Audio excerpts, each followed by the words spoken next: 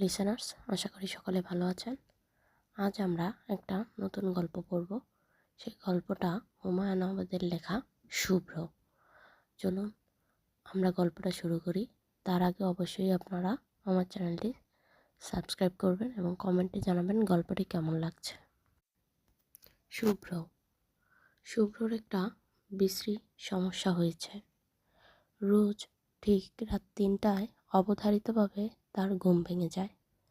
কাটায় 3টায়, 5 মিনিট আগেও না, পরেও না। মনে হচ্ছে কোনো অদ্ভুত উপায়ে তার শরীরের ভিতর একটা অ্যালার্ম ক্লক ঢুকে গেছে। অ্যালার্ম ক্লিকটা রাত 3টা বাজার মিনিট 3 আগে বেজে ওঠে। রাত 3টায় শুভ্র ঘুম থেকে জেগে ওঠার পর অ্যালার্ম ক্লক থামে। গভীর রাতে অনেকেরই রাতে ঘুম ভাঙে। তাদের ঘুম ভাঙার সঙ্গে শুভ্রর ঘুম ভাঙার কোনো মিল নেই। তারা পানি খেয়ে, বাথরুম করে আবার বিছানায় শুয়ে ঘুমিয়ে পড়তে পারে। শুভ্র পারে না। তার ঘুম আসতে আসতে 6টা, 3টা থেকে 6টা, এই 3 ঘন্টা সময় কাটানো খুব কষ্টের। আগে পড়াশোনা ছিল, হাত মুখ ধুয়ে বই নিয়ে বসলে সময় কেটে যেত। এখন পরীক্ষা শেষ, থিসিসের উপর ভাইভাও হয়ে গেছে। 3 ঘন্টা জেগে থেকে সে কী করবে? 3 ঘন্টা তো কম সময় না, 10,800 সেকেন্ড। এই সময় আসলে 1,46,000 ইন্টু 10 সমান 800 মাইল দূরত্ব অতিক্রম করা যায়। পৃথিবী নিজ অক্ষের উপর 45 ডিগ্রি ঘুরে যাবে। পৃথিবীতে অনেক কীটপতঙ্গ আছে যাদের আয়ু 3 ঘন্টারও কম। 3 ঘন্টা তুচ্ছ করার ব্যাপার না। শুভ্র তুচ্ছ করতে পারছে না। করতে পারলে ভালো হতো। শুভ্র সময় কাটানোর মোটামুটি একটা রুটিন করে ফেলেছে। 15 মিনিট বাথরুম, দাঁত ব্রাশ, হাত মুখ ধোয়া, পানি খাওয়া, 15 মিনিট গান এবং চা পান। চাটা সে নিজেই বানায়। ইলেকট্রিক হিটারে পানি গরম করে বড় একটা মগে 2টো টি ব্যাগ দিয়ে মগ ভর্তি চা বানিয়ে গান শুনতে বসে পড়ে। হিন্দি গান। গভীর রাতে হিন্দি গান ছাড়া অন্য কোনো গান কেন জানি শুনতে ভালো লাগে না। খুব লো ভলিউমে সিডি প্লেয়ারে গান বাজে। গানের ভলিউম একটু বাড়লেই শুভ্রর বাবা মোতাহার সাহেব পাতলা ঘুম ভেঙে যায়। তিনি মহাব্যস্ত হয়ে শুভ্রর ঘরে উপস্থিত হবেন এবং আতঙ্কিত গলায় বলবেন, কি হয়েছে বাবা? ঘুম আসছে না? বলিস কি, ঘুম আসবে না কেন? যেন শুভ্রর ঘুম না হওয়াটা ভয়ঙ্কর একটা ঘটনা, পৃথিবীর আহ্নিক গতি বন্ধ হয়ে যাওয়ার মতো বড় ঘটনা। গান পর্ব শেষ হবার পরের 1 ঘন্টা পড়াশোনা, ইন্টারেস্টিং কোনো বই, যেমন life in space, magic of number, birth of god. এখন সে পড়ছে ব্রেইলি পদ্ধতির উপর একটা বই। অন্ধরা হাতের আঙুল দিয়ে ছুঁয়ে ছুঁয়ে কীভাবে পড়ে খুব সুন্দর করে উদাহরণ দিয়ে বইটাতে ব্যাখ্যা করা। এই বইটা খুব আনন্দের সঙ্গে পড়ছে এবং ব্রেইলি পদ্ধতিতে পড়া প্রায় শিখেই ফেলেছে। একটা উঁচু ফুট মানে এ, 2টো ফুট মানে উপরে, একটা নিচে বি, 2টো ফোঁটা পাশাপাশি সি, কোনাকুনি 2টো ফোঁটা মানে ই। সমস্যা হলো এর জন্য যে চিহ্ন, ফুল স্টপের জন্য একই চিহ্ন। ব্রেইলি পদ্ধতি শুভ্র খুব আগ্রহ করে শিখছে, কারণ তার চোখ ভয়ঙ্কর খারাপ। চশমা ছাড়া সে কিছুই দেখে না। চশমা চোখে শুভ্রকে প্রথম যে দেখে সেও একটা ধাক্কার মতো খায়। শুভ্র চোখের দিকে যেই তাকাবে তার কাছে মনে হবে কাচের সমুদ্রে 2টো চোখ ভাসছে। শুধু যে ভাসছে তা নয়, ঢেউয়ের মতো খানিকটা ওঠানামাও করছে। শুভ্রর ধারণা কোনো এক ভোরবেলায় ঘুম থেকে উঠে সে কিছুই দেখবে না।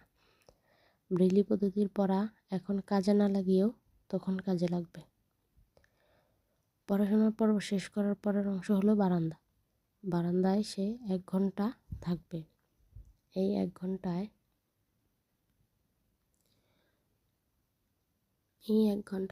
সে বারান্দায় হাঁটাহাঁটি করবে। সকাল হতে শুরু করবে। সকাল দেখাটা মন্দ না।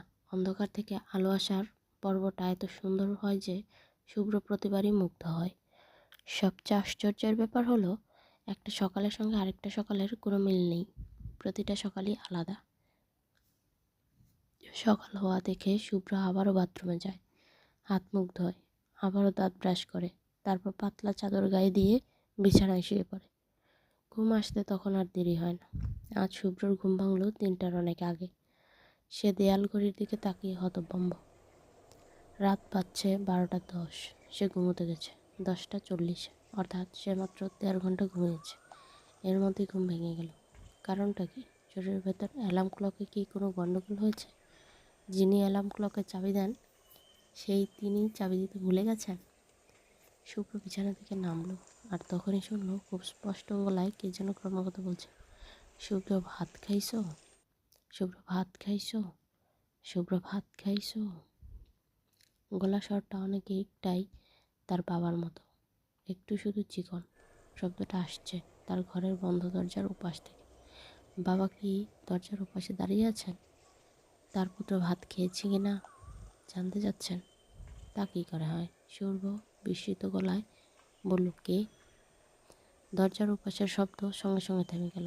ভৌতিক কিছু? নাকি হঠাৎ ঘুম ভাঙার কারণে শুভ্রর মাথায় এলোমেলো হয়ে গেছে? হ্যালুসিনেশন হচ্ছে? শব্দের হ্যালুসিনেশন?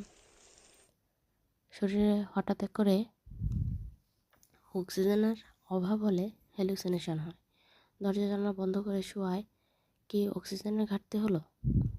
তা হবার কথা না। শুভ্র বাথরুমে ঢুকলো, চোখে মুখে পানি দিয়ে বাথরুম থেকে বেরোলো। বেরোবার সঙ্গে সঙ্গে আবার সেই বেকুল কণ্ঠের জিজ্ঞাসা, শুভ্র ভাত খাইছো? শুভ্র ভাত খাইছো? শুভ্র মা বলে আতঙ্কিত শব্দ করলো। সঙ্গে সঙ্গে দরজার ধাক্কা দিয়ে শুভ্রর মা জানালা বলেন, ও খোকন, আমি এখানে, ভয় পেয়েছিস? দরজা খুল। শুভ্র হরহর করে বলল, মা? কে যেন কথা বলছে। জানালা বলছেন, দরজাটা খোল খোকন, আমি ভয় ভাঙিয়ে দিচ্ছি। শুভ্র দরজা খুলছে না, বিড়বিড় করছে। অস্পষ্টভাবে সে মাকে ডাকছে। তার পা কাঁপছে, চোখের দৃষ্টি ঘোলাটে হয়ে আসছে। জাহানারা বেকুল গলায় বললেন, ও খোকন, ভয়ের কিছু নেই। এটা একটা ময়না পাখি, তোর বাবা এনেছে। দরজা খোল বোকা। দরজা খুলে শুভ্র বের হয়ে তার মাকে দেখলো। খাঁচা হতে তিনি দরজার সামনে দাঁড়িয়ে আছে। ছেলে প্রচণ্ড ভয় পেয়েছে, এই জন্য তিনি খুবই বিব্রত। জাহানারা বললেন, এত ভয় পেয়েছিস কেন রে বোকা? ইস, মুখটুক শুকিয়ে কি হয়েছে? এই দেখ ময়না, কথা বলা ময়না, ময়না কথা বলছে। শুভ্র ময়নার দিকে তাকালো। ময়না যন্ত্রের মতো বলল, শুভ্র ভাত খাইছো? শুভ্র ভাত খাইছো? জাহানারা ছেলের হাত ধরলেন এবং কপালের উত্তাপ পরীক্ষা করেন। ভয়ে ছেলের জ্বর এসে যায়নি তো? জ্বর দেখার কাজটা তিনি সবসময় করেন, জ্বর থাকলেও করেন, না থাকলেও করেন। অনেক দিনের অভ্যাস থেকে এরকম হয়েছে। ছোটোবেলায় শুভ্র হঠাৎ করে জ্বর আসতো। ছেলে দিব্যি নিজের মনে হাসছে খেলছে, কপালে হাত দিলে দেখা যেত আকাশ পাতাল জ্বর।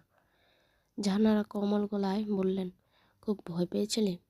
শুভ্র হ্যাঁ সূচক মাথা নাড়ল। বাড়াবাড়ি রকমের ভয় পাওয়ার তার একটু লজ্জার মতো লাগছে। জাহানারা বললেন, তুই কি ভেবেছিলি ভূত? কিছু ভাবিনি, তবে ভয় পেয়েছি। তোর বাবা 3 মাস আগে ময়নাটা কিনেছে, অফিসে রেখে কথা বলা শিখিয়েছে। আমাকে বলেছে ঠিক যেন 12টা 1 মিনিটে পাখিটা নিয়ে তোর দরজার সামনে দাঁড়াই। আমি তাই করলাম। তুই এত ভয় পাবি বুঝতে পারিনি। শুভ্র ময়নার খাঁচার সামনে বসে পড়েছে। পাখিটা অবিকল তার বাবার গলায় কথা বলছে। কি বিস্ময়কর ঘটনা! জীবন্ত ভয়েস রেকর্ডার। খোকন, ময়না পছন্দ হয়েছে? পছন্দ হয়নি। খাঁচায় বন্দি পাখি দেখতে খারাপ লাগে, তবে খুব অদ্ভুত লাগছে মা। ময়না পাখি কি যা শোনে তাই বলতে পারে? হ্যাঁ পারে। তুই মজার মজার কথা শেখাবি, ও সুন্দর করে বলবে। আমি শুধু টকিং বার্ডের কথা শুনেছি, এই প্রথম ওদেরকে কথা বলতে শুনলাম। ব্যাপারটা যে এত ইন্টারেস্টিং হবে তা জানতাম না। বাবার গলাটা তো খুব সুন্দর নকল করেছে। তুই খুশি হয়েছিস শুভ্র? শুভ্র অবাক হয়ে বলল, খুশি হব কেন? তোর একটা শখের জিনিস তোর বাবা তোকে প্রেজেন্ট করলো, এই জন্যে? হ্যাঁ খুশি হয়েছি। জাহানারা ছেলের দিকে তাকিয়ে রহস্যপূর্ণ গলায় বললেন, খোকন, বলতো ঠিক 12টা 1 মিনিটে তোর ঘরের দরজার সামনে কেন দাঁড়িয়েছিলাম? দেখি তুই বলতে পারিস কিনা। শুভ্র কারণটা জানে। আজ তার জন্মদিন। জন্মদিনে মা রাত 12টায় এই ধরনের ছেলে মানুষই করেন। বাবাও তাতে সায় দেন। শুভ্র মার দিকে তাকালো। জাহানারা চোখ চকচক করছে। শুভ্র জানে মা জন্মদিনের খবরটা দিয়ে তাকে চমকে দিতে চাচ্ছেন। মাকে এই আনন্দ থেকে বঞ্চিত করা ঠিক হবে না। জাহানারা আবার বললেন, কিরে জানিস কেন রাত 12টা 1 মিনিটে তোর ঘরের সামনে দাঁড়িয়েছিলাম? জানি না। আরে বোকারাম, আজ তোর জন্মদিন। আচ্ছা, তুই সব সময় নিজের জন্মদিন ভুলে যাস কেন? গতবারও ভুলে গেলি। তোর সব কিছু মনে থাকে, আর জন্মদিন মনে থাকে না? অন্যদিন রাত 11টার সময় ঘুমোতে যাস, আজ ঘুমোতে গেলি 10:30টায়। জাহানারা ছেলের পাশে বসলেন। তার একটু মন খারাপ, কারণ শুভ্র তার দিকে একবারও তাকাচ্ছে না। শুভ্রর যাবতীয় কৌতূহল ময়নাটার দিকে। শুভ্র বলল, ময়নাটা আর কোনো কথা জানে না? আমি তো একটা কথাই বারবার শুনছি। কি অদ্ভুত ব্যাপারটা, তাই না? একটা পাখি উপকূল মানুষের গলায় কথা বলছে। শুভ্র কথার মাঝখানেই পাখি বলে, শুভ্র ভাত খাইছো? শুভ্র ভাত খাইছো? শুভ্র বিক্ষিপ্ত গলায় বলল, শুভ্রর মতো যুক্তাক্ষর কত স্পষ্ট করে বলছে দেখছো মা, কোনো রকম সমস্যা হচ্ছে না। একজন আমেরিকান বা বিলতি সাহেব 2-3 বছর চেষ্টা চরিত্র করার পর শুভ্র বলতে পারবে না, বলবে শুভ্রু। জাহানার বললেন, তোর পাখি সাহেবদের চেয়েও সুন্দর করে শুভ্র বলছে ঠিকই, কিন্তু খাইছো শুনতে বিশ্রী লাগছে না? তোর বাবা ইচ্ছা করলেই খাইছো না শিখে খেয়েছো শিখাতে পারত। তোর বাবার গ্রাম্যতা দূর হলো না। ময়না যখন কথা বলে তখন মনে হয় কাজের বুয়া কথা বলছে। সুন্দর কিছু শিখাবে তা না। শুভ্র বলল, ভাত খাইছো শুনতে আমার কাছে খারাপ লাগছে না। মিথ্যা করা হলেও মনে হচ্ছে পাখিটা আমার ব্যাপারে কনসার্ন। আমি ভাত খেয়েছি কিনা জানতে চায়। তোর বাবাকে থ্যাঙ্কস দিবি না? বাবা কি জেগে আছেন? হ্যাঁ, জেগে আছে। তোকে হ্যাপি বার্থডে বলার জন্য জেগে আছে। তার শরীরটা অবশ্য খারাপ, জ্বর এসেছে, ঘুমিয়ে পড়লে ভালো করতো। বাবাকে ঘুমিয়ে পড়তে বলো মা, আমি সকালে থ্যাঙ্কস দেবো। তোর জন্য জেগে বসে তুই সকালে থ্যাঙ্কস দিবি, এটা কেমন কথা? অসুস্থ একজন মানুষ অপেক্ষা করে আছে, আর আমি নিজেও তো তোর জন্য কাউনের চালের পায়েস বানিয়েছি। আয় সবাই মিলে পায়েস খাবো। তুই আমাদের পাঁচে কদমবসি করে দোয়া নিবি। তুমি যাও, আমি আসছি, তবে পায়েস খাবো না, আর কদমবসিও করতে পারবো না, লজ্জা লাগে। শুভ্র গভীর আগ্রহের সঙ্গে পাখির দিকে তাকিয়ে আছে। পাখিটা কি সুন্দর চকচকে কালো গা, যেন গা থেকে কালো আলো বের হচ্ছে। শুভ্র নিজের মনে হাসলো। আলো বলা আবার কি? আলো কখনো কালো হয় না। পাখিটাকে মজার কিছু শেখাতে হবে, অদ্ভুত কিছু, যেন পাখির কথা শুনে সবাই অবাক হয়ে যায়। এক লাইন গান শেখালে কেমন হয়? বধূ কোন আলো লাগলো চোখে। যে পাখি শুভ্র ভাত খেয়েছে বলতে পারে, সে নিশ্চয়ই বধূ কোনো আলো লাগলো চোখে বলতে পারবে। কিংবা আরেকটা জিনিস শেখানো যায়, খিলখিল হাসি। পাখিটা একটু পর পর খিলখিল করে হেসে উঠবে। শুভ্র পরিচিত মানুষদের মধ্যে সবচেয়ে সুন্দর করে হাসি মীরা। একটা ট্যাপ রেকর্ডার নিয়ে মীরার হাসি রেকর্ড করে নিয়ে এলে হয়। রেকর্ড করা হাসি বারবার পাখিকে শোনানো হবে। মীরাকে আগে বলা যাবে না কেন তার হাসি রেকর্ড করা হচ্ছে। একদিন তার হাসি তাকে ফেরত দিয়ে চমকে দেওয়া যাবে। শুভ্রর বাবা মোতাহার সাহেবের শরীর কদিন ধরেই ভালো যাচ্ছে না। তার ডায়াবেটিস আছে। এখন তার সঙ্গে যুক্ত হয়েছে অ্যাসিডিটি। মানুষের শরীরে কোনো রোগ একা বাস করতে পারে না, কিছুদিনের মধ্যে সে তার সঙ্গী সাথে জুটিয়ে ফেলে। যার ডায়াবেটিস আছে তাকে ধরে অ্যাজমায়। মোতাহার সাহেব নিয়ন্ত্রিত জীবনযাপন করেন। সকালে নিয়ম করে 1 ঘন্টা হাঁটেন, দুপুরে চায়ের কাপে 1 কাপের ভাতের বেশি খান না। তারপরেও রক্ত সুগারের পরিমাণ বেড়ে যাচ্ছে। ডাক্তার ইনসুলিন ইঞ্জেকশন নিতে বলেছে। ইঞ্জেকশনের ব্যাপারে মোতাহার সাহেবের সীমাহীন ভীতি আছে। রোজ ইঞ্জেকশন নিতে হবে এই ভয়েই তিনি কাতর হয়ে আছেন। আজ তার জ্বর এসেছে, তেমন কিছু না, 99.5। 50 বছর বয়সে এই জুড়াই মানুষকে কাহিল করে দিয়েছে। সন্ধ্যার দিকে মনে হচ্ছিল তার শ্বাসকষ্ট হচ্ছে, বুক ভার, নিঃশ্বাসে কষ্ট। সেই যন্ত্রণা এখন নেই, শুধু মাথা ভার ভার হয়ে আছে এবং চোখ জ্বালা করছে। তিনি কাঠের চাদর দিয়ে শুয়ে আছেন। ঘর ঠান্ডা, এসি চলছে। খাটের পাশে টেবিল ল্যাম্প জ্বলছে।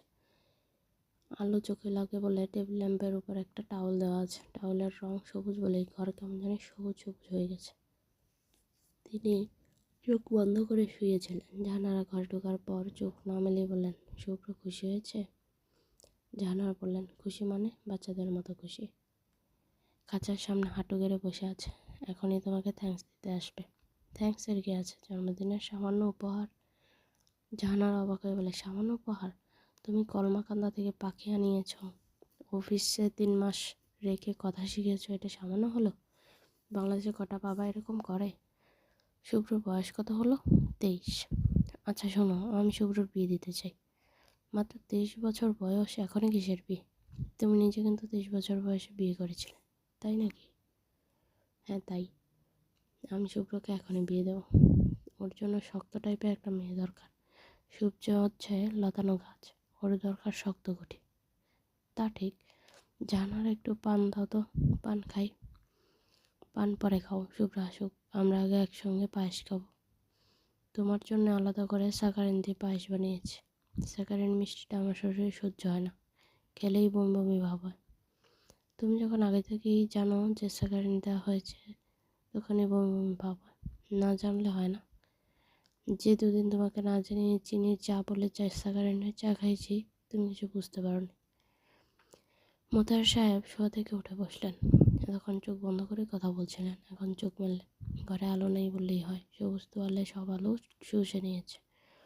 তারপরও চোখ জ্বালা করছে। তিনি স্ত্রীর দিকে তাকালেন, কই শুভ্র তো আসছে না। পাখি নিয়ে এখনও বোধহয় খেলছে। ছেলেটা কী যে মজা পেয়েছে, একেবারে বাচ্চাদের স্বভাব। ডেকে নিয়ে আসি? না থাক, ডাকতে হবে না, আসুক নিজের মতো করে। তুমি কি সত্যি শুভ্রর বিয়ে দিতে চাও? জাহানার আগ্রহের সঙ্গে বললেন, অবশ্যই। এ বাড়িতে একটা বৌমা আমার জন্য দরকার। তুমি থাকো তোমার ব্যবসা নিয়ে, শুভ্র থাকে তার পড়াশোনা নিয়ে। আমার কি আছে বলো? আমি থাকবো কি নিয়ে? শুভ্রর বউ থাকলে আমি যখন তখন তার সঙ্গে গল্প করতে পারবো, তাকে নিয়ে টুকটাক শপিংয়ে যেতে পারবো। তা ঠিক। আমি বৌমাকে হাতে ধরে রান্নাও শেখাবো, তারপর দুজনে মিলে রান্না করবো। একটা আইটেম সে করলো, একটা আইটেম আমি করলাম। তোমরা কে বলবে কোনটা কে রেঁধেছে, কোনটা ফার্স্ট কোনটা সেকেন্ড। শুভ্র কি বিয়েতে রাজি হবে? কেন রাজি হবে না? তুমি বললেই রাজি হবে। আজই বলো, আজ একটা শুভ দিন। 1 সপ্তাহের মধ্যে আমি ছেলের বিয়ে দিয়ে দেবো। মোতাহার সাহেবের প্রশ্রয়ের হাসি হাসলেন। জাহানার বললেন, তুমি হাসবে না, আমি কিন্তু সিরিয়াস।